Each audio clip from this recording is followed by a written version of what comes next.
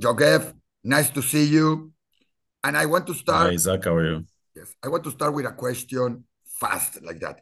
Are there a Yes, lot of lies about Israel on the medias? I think that especially in social media, there's a lot of fabrications and let's say a lot of twisting of information plus blatant lies that goes on. Of course, there's people who write things that are kind of true in a way, but there's also a lot of fabrications of reality, which really causes this big propaganda war against Israel. And Tell me, I've seen a lot of it, and I actually have a very good example just recently. all right. If you want to show any examples in some moment, I cannot hear you. all right. Sorry, come again. If you have any examples that you want to show anytime in this interview, please do it. We will be free and to have it. An example of anything about your job or everything. The second thing, if you say there Hmm. are a lot of lies in the internet about Israel, are there also good things talking or realities talking about it, or that's something that not more many I people. think that I think there is a big, I call it an information warfare that goes around, and you can see it all the time in the comment section when there is like influencers from both sides plus news articles for media outlets and, for example, programs. And the good thing that I see is that there is a lot of people that support Israel, and they come in and they actually confront a lot of the people that try to.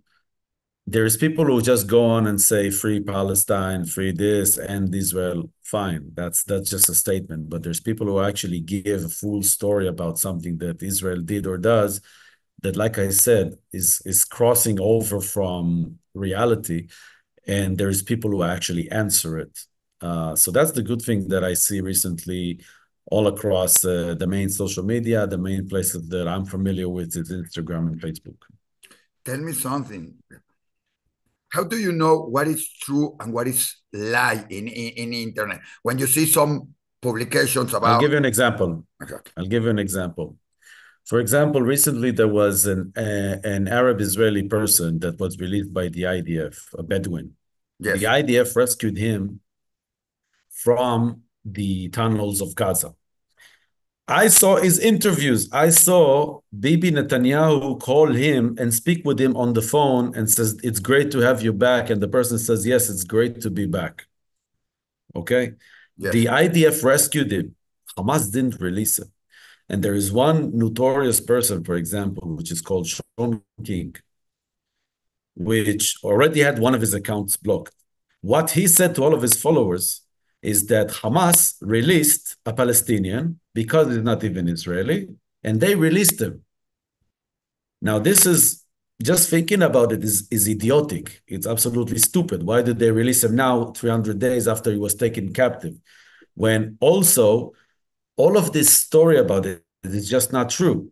And then when he says it to people who are pro-Palestinians, they quote this story all over again. So you see all kinds of comments like this, and just like at the start of the war, they said, "Oh, Hamas treats prisoners very well," and all kinds of stuff like this, which we know is complete lies because there's evidence from many people that were coming back from Gaza, and they gave a horrific story of what they've been done too. So these are examples of fabrications of reality. The twist of the narrative, and sometimes it's just a blatant lie. It doesn't happen in reality, if that makes sense. tell me something.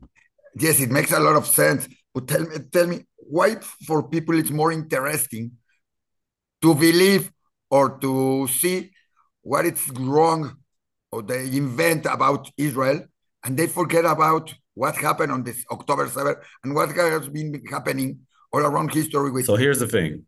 yes. So here's the thing. And again, everything that we talked about now is coming from also my experience, but also experience I see with people. It's not that they forget. There's people who sometimes don't know. And I saw, for example, a march that was in Salt Lake City, and there was a person going over to the protesters and asking them, "What about the hostages of Israel?" And they said, "I don't even know that there is hostages." Okay, this is one thing. But there's also other people that just wants to change the narrative, and they say this is a justified war by Hamas. Hamas is a resistance, not a terror organization, and things like this. So it's so easy to go and try to change reality by the story that you tell. Now, there's people that believe the story because it's convenient to them. So our job all the time as people who advocate for Israel is to always keep it in the notion and bring the evidence and the videos and the writings to the mix. And this is exactly, for example, what we do with Israel FAQs, because there's not only war stories, there's also classical accusations that we have been hearing for over a decade. This claim, for example, that Israel is genociding Palestinians, I heard it 10 years ago. Okay, when there was And you can hear it. the Sorry, other and you can hear 2014 it. an issue. Yogev, So and you can hear it. there's like an ongoing accusation about just a second. I also have a problem hearing you in delay for some reason when we No worry. speak Don't like worry, this. don't worry. So the point is that Israel FAQ holds things that are updating, but also the classical accusation, which is genocide, ethnic cleansing, apartheid, and all of this stuff, which in a lot of the cases are fabricated again as a narrative to vilify and dehumanize Israel. So it will fit their whole agenda that everything about Israel is illegitimate, everybody in Israel are criminals, and all of that stuff. When it goes to this range, this is where all of us that support Israel need to go in and say exactly, this is not true. It's not true. It's a fabrication of reality. It's not true. This is what is true. And that's the thing that all of us should do if we're not, it's literally an information type of warfare. It's a warfare of narratives. Tell me, you were saying that you hear this some years ago. We have heard it. All Jews have, and all the world have been hearing it a long more than 10 years, 20 years, for hundreds and hundreds of years about a lot of things saying, killing kids, blood types, converting, a lot of things that have been saying about it. Tell me something. Today is very important. You're talking about a war in the media, but it's also a war in the universities and a war when you have to talk with somebody. And many we are used to be hearing what we want to hear and what we know. But when you are confronting somebody, you need more facts. You need to have, like we say Yes. in Mexico, we say it, you have to have the pelos de la burra en la mano. You have to have the data, the things. Yes. It's very hard because This it's is from the left, not from the heart. So it has to be more informative. And you are doing a very good job. What is facts for Israel? What is it? How can we use it to promote the good things? So the website is built on common knowledge that is assembled and arranged in a way to be able to copy it as a comment to answer. There is supporting links that support it. It's not an academic response. It's not a Wikipedia style. It's not an academic long issue. It's just sometimes very bare bones fact that goes on. For example, the issue of Israel committing a genocide against Palestinians. The Palestinian population, it doesn't take a genius to do a Google check and do Israel Palestinian population, and you will see a graph that is growing. The fact of the genocide is when you kill an ethnic group, so it diminishes, just like Jews after the Holocaust, 1/3 of the Jewish population died. It was decreased. So these are very simple ways in a way to get into it, and they don't hold truth in a genocide or something like this. So the website basically collected information between many of us that are pro-Israelis, and we upload them in a conversational way. And it's basically designed to be able to simply answer something. There are people that, for example, would want to bring a whole analysis and an historical fact. That's fine. There's other resources like this online. But we are more for the daily conversations. And there is a lot of, it's built on a lot of accusations and anti-Israeli claims that we see online all of the time. So when we see something like this, we research, we see this from the objective reality and a factual issue, and that's how we construct it into the answer. It's being an advocate, for example, for anything. To my opinion, it takes years of practice. Of course, there is knowledge to be made, but this website can help people in a relatively short time learn a lot more of subject and what's going on. For example, the accusation of Israel being an apartheid state. Israel as a state is not an apartheid state because there's 2 million Arabs over there. They have full rights. There's Arabs in the Supreme Court of Israel. There is Arabs in top jobs, directors of companies, and they're not even Jewish. So this claim by itself is illogical. It doesn't hold the sense in reality. And this is a fact everybody could know by looking at Google online. But we compile it in a very short and simple explanation to be able to share it. This is the essence of Israel FAQs, and I invite everybody to go into the website, which we'll add as a link. We have translated the website from English to Spanish and Italian, and we're in the process of translating it to German, Farsi, and Turkish and Portuguese. Tell me, but you were saying that it's incredible that people believe things that are irrational.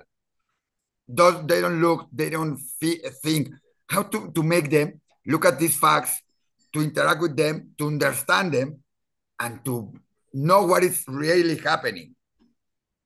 So there is a few things that we learned the hard way after October 7th. You have several edges. You have an Israeli side, a Palestinian side, and a big amount of people in the middle.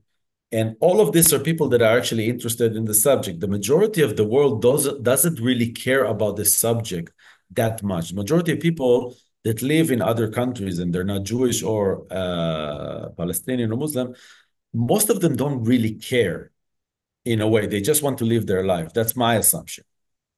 But inside this part, there's people that no matter what facts or issues pro-Israelis will give, they will never believe it. These people, there is no way to convince them because they're so convinced on their other narrative that they will find any explanation. They said that Israel did October 7. They will say Hamas wanted to cease fire and it's Israel that doesn't do it. And they will say many, many, many things. And they will say Israel is an apartheid state. They would say Palestine was a country before. They will say everything. And we heard it all. They will say Hamas treated hostages very well. They said that there's also Palestinian hostages, which is not true because most of the Palestinians that are detained in Israel are basically have been conducting terror acts. They haven't been kidnapped from their house like 9-month-old Shir Bibas. It's a war of narratives. We are basically trying to always bring the details to the big crowd in the middle that wants to understand what is going on and to basically get ideas maybe from both sides and take a decision based on that. It's just people that you will never convince, even if you bring them the whole facts, they will just not listen to that. And they are mostly the most extreme of them are either very hardcore Islamistic in their nature, because it happens. I've seen it. And I'm not saying Muslim, I'm saying Islamistic. There's people who are very much ingrained in the Islamist belief, and they basically will never believe anything Israel does or says, and they will justify everything the Palestinians do. And there's also very radical left-leaning people that also devise all kinds of logical explanations as to why Hamas is doing what it does and why Palestinians have the right to resist in any way. And again, it's a war of narratives and it's a war of information. And the thing to always do is look at the basic facts all of the time. Then that's what we're trying to do. And this is why we call it Israel FAQs. What is the most important question you think or data people have to look at FAQS Israel FAQS in Spanish, in English, in, like you say, many languages? What about it? What do you think is the most important one that people have to look? You have news, you have many things. How does is this I think and what do you think is the most important part? Because we know that people don't look everything. They say they look one. so. What do you think is the most important? Let me do. So I think the most important. I think the most important for everybody is to be as much educated as possible about this issue. Because the more educated you will be from reading books, for example, I personally read a lot of books about Israel's history and the history of basically the Palestinians in Israel. And you have to be basically learning as much as you can in order to become much better and be more effective. Israel FAQs is a tool that we do that can serve one purpose. Is it the only tool around? No. Can you dive deeper and learn more about really hardcore facts and history? Yes, you can. And I think that everybody that wants to do it from a very logical standpoint, it's good to learn as much as possible. However, there are certain things that just keep repeating themselves time and time again. And these are the bare facts that, for example, can be covered with, I would say Israel FAQs is some sort of a shortcut for that, to get a real explanation in a very short period of time. But there is room to learn as much as possible to be able to confront people in real life, in social media, and things like this, especially when things are happening like this. And I'll give you another example. It's a very interesting example because a lot of pro-Palestinians try to show that Palestine was before Israel. So they show the Palestinian pound that was in the days of the British Mandate Palestine.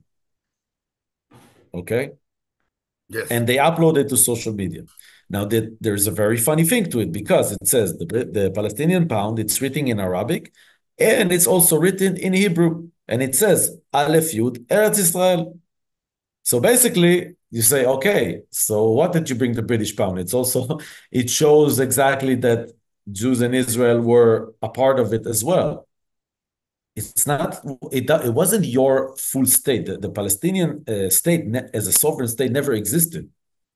There was never an independent Palestine before. So this kind of things can come with a little bit of understanding and research from history to know that this is just like, it's another way to fabricate the history in a way. There's literally people that believe Palestine was its own country and a thing, and they just don't know the Palestinian state today doesn't even have its own currency. They're using the shekels over there. There's no Palestinian currency. Yes. They use shekels. It doesn't exist. Yeah. Tell me, that's interesting and that's very useful. I'm looking at the page and you have artificial intelligence there. Also, you can look by it. You can search by keyword. You can search by many terms. You can do many things there. What is the artificial intelligence helping this kind of work for people? So artificial intelligence is basically a new tool that we did. It's still in process, but we are actually in the process of combining an artificial intelligence tool that is basically able to take answers from the website and do it straight in the social media commenting. Plus, it can generate ways of answering the questions as well. It doesn't work 100% now. It still is relatively new, but it's something we develop also for the coming time. We used it before, but now we are transforming it as an addition to the website. The main usage of the website right now is with the keywords to be able to locate a question, which is basically an accusation against Israel, and it has answers plus supportive link that supports it. Can you show? I tried to show a little bit about the pet, but maybe you can show it a little bit and show us how would you use it, or what is this going to be helping? Okay. You have three main keywords. Okay, I'll give you an example, and I'll do. I don't know how you can put it in the video of this chat, but I'll just No, do it's it going to now. be here. If you share it, it's going to be in the video. So Okay, so this is Israel FAQs, yes, and basically you can choose a subject from the various items over here. But the easiest way, let's say you met somebody on social media that said, "Yeah, Israel has just genocided the Palestinians. It's just so horrible." Okay, so you could write the keyword genocide over here. And you see, is Israel committing genocide or ethnic cleansing? And you press this one. And you can basically take one of these answers that are already here. You can take the time, read it. You don't have to copy it. You can use it as an example and rewrite it in your own way. It's the same example, like I said, that, for example, the population of the Palestinians basically grew almost 5 times more than all of the time since the partition plan. So the quote of genocide factually, numerically is wrong. What goes on in Gaza right now, it's a war. It's not a genocide. If it was a genocide, Israel has the military force to basically uh, kill and just bomb all of Gaza, but it doesn't do it. It actually tells people to evacuate and go to other places. What kind of a genocide is this? It's not a genocide. In the days of the Nazis, in a genocide, they took the people and they just put them in gas chambers to kill every one of them. There's no question to ask.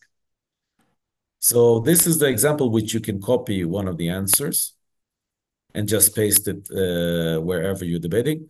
Plus, there is all kinds of supportive link that you can actually look at the links with explanations, and there's a title over here. And you can copy the link as well to add it to the answer and just basically answer with it, whether it's on Facebook, X, Instagram, Threads, TikTok, or whenever. all right. That's the bare bones usage of the website. You can use it also to answer some people So or to learn look and for to be prepared. Not only to answer in the social media or that, it's also useful to be prepared to answer face to yes. face or when you're talking with somebody or when you confront somebody.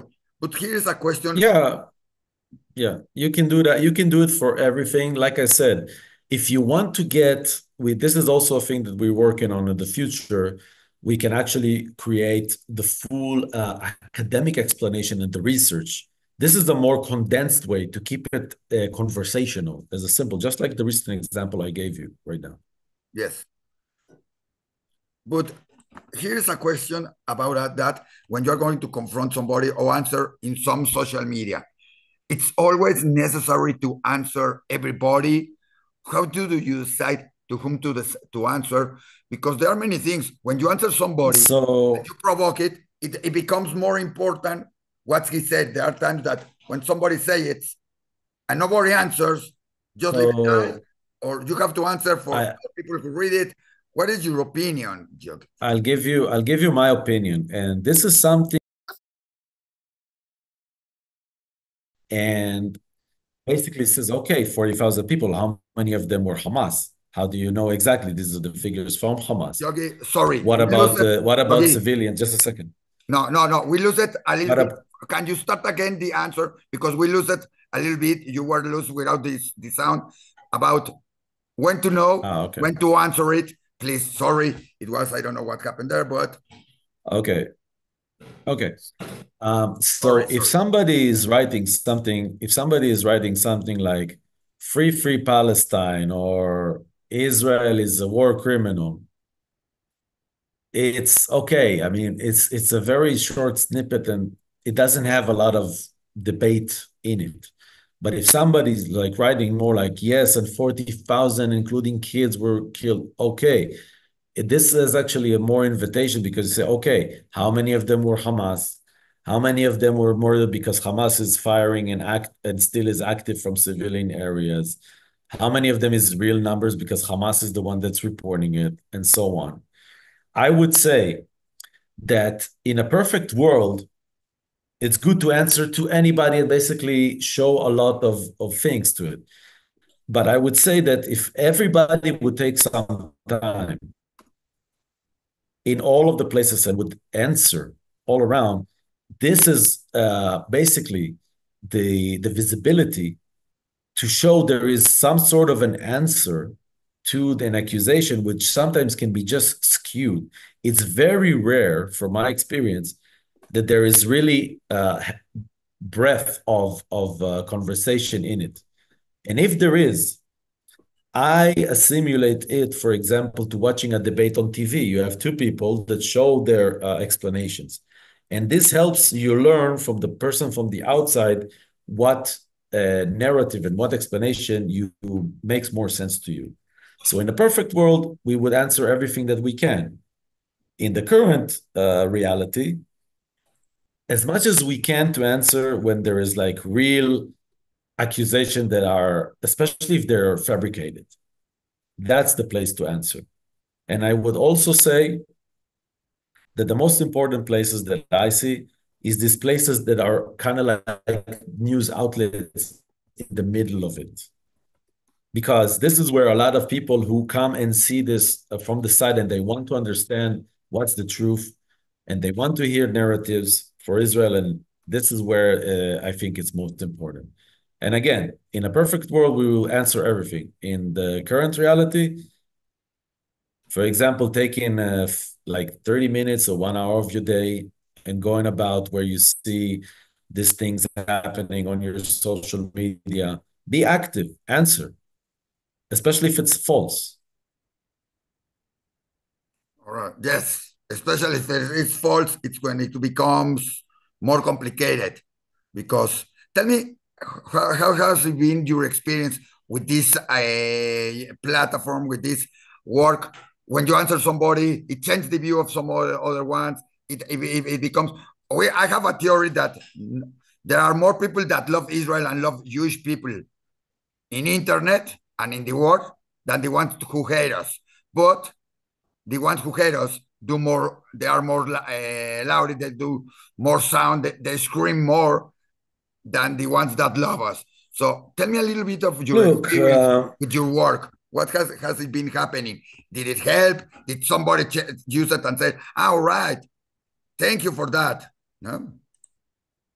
well, look, the people, sometimes I call it the silent majority. Yes. Because the people, for example, that are very, very pro-Palestinian and they very much, in a lot of the cases, deform the reality, Yes. you will never convince them, even if you show them the facts. So I'm thinking about all of the people from the side that see this correspondence and see this. Eventually, at the end of the day, there's only a handful of people who can really articulate the subject and write it. Yes. There's a lot of people that support Palestinians just by default, for example, from the Islamic world and from the bias that they get on their media. And there's a lot of anti-Israeli education and anti-Jewish education in many of the hardcore Muslim countries. And I know it's a generalization, but it happens. And it doesn't take a genius to see that. So basically, the voices that are articulate and doing this, they are not so big. Most people that are normal won't take so much time to spend all day and write it. But some do, and some of them could actually be bots. Like some of them could be like paid propagandists. We don't know, but it doesn't matter. They are more of a handful than the rest. And the ideal is to really answer as much as possible so it will stay there. I can say that I see a very positive thing, and I heard it from some of our volunteers. For example, in Al Jazeera these days, which Al Jazeera is a very anti-Israeli outlet from Qatar, if you will go to Al Jazeera in English, you will see a lot of people that support Israel answering there these days. And it was way more before the war started. So I think there is a shift in the explanation because some people who have normal way of judgment, they can see what's going on in a way, and they see that this doesn't look positive, like these people with the masks and the guns and screaming Allah Akbar all of the time. It doesn't look very healthy for society. So a lot of people start to kind of like also get it in a way.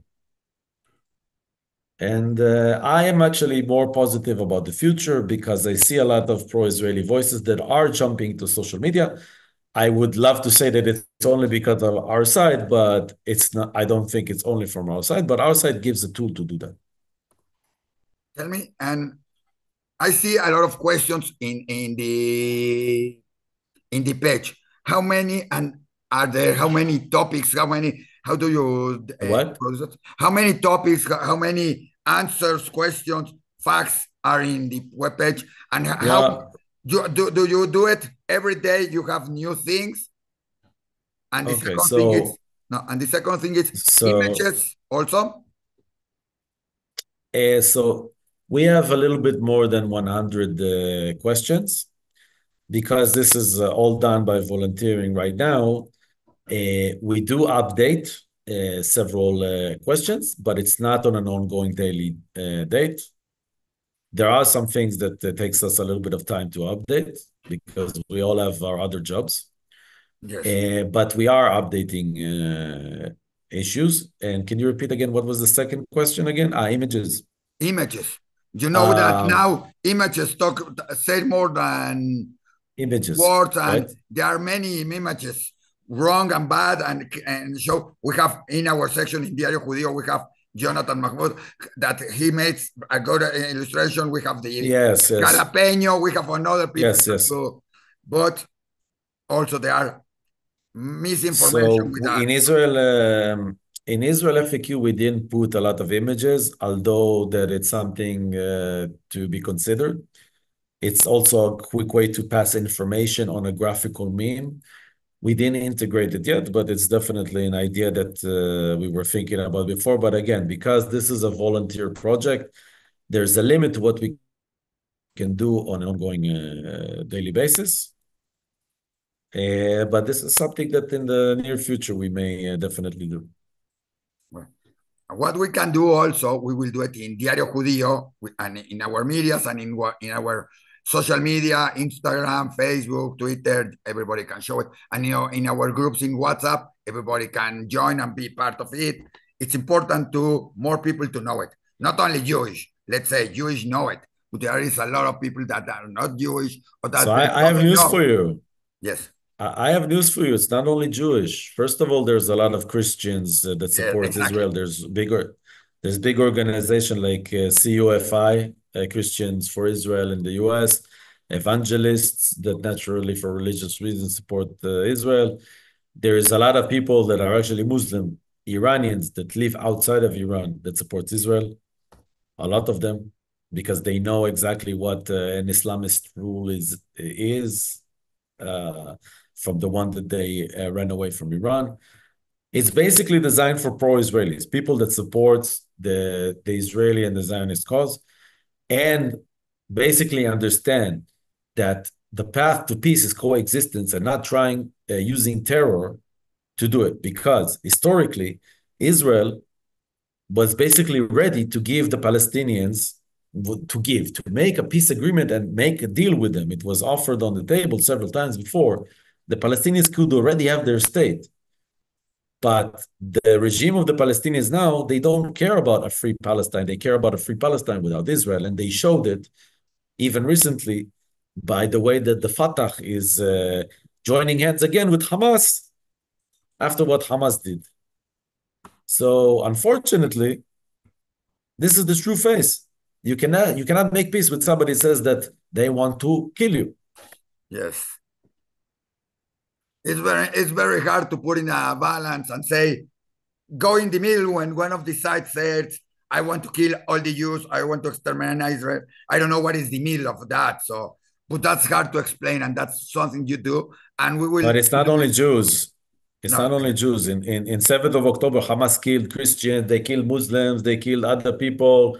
yes, It's like it's a complete chaos. And if you know a little bit about the history, the Hamas murdered people from Fatah, Muslims as well, to gain control of Gaza. It's more than just the Jews. It's the Jewish state in a whole. This is a radical terrorist organization that basically is driven by this religious ideology and this extremism. and they would even kill their own in order to get their goal. So this is the thing that everybody must understand. It's not a logical thing that is like, okay, we will do this to get the peace. No, it's not. We will be working with you. It's a volunteer work, so we will be working volunteer and working with you also in many things. You have more than 100 questions, and you have a lot of material that it's important to be shared, not only in Diario Judío, but also with our Christian organizations, evangelist organization that has to know and that.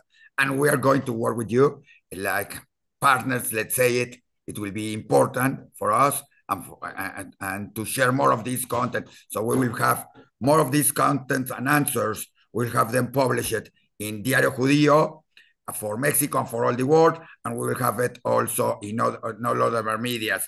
That's something I offer you that I know that we talked about it, and I think it's important for people to have every day, not to read all the page, to find some answer to some question, and then go and look all the answers, all the other things. One thing, we have 1 minute left, so if you want to continue, we just have to restart this conversation. Yes. So let's just restart it. We can stop the recording and restart it again. You want to start it again? All right.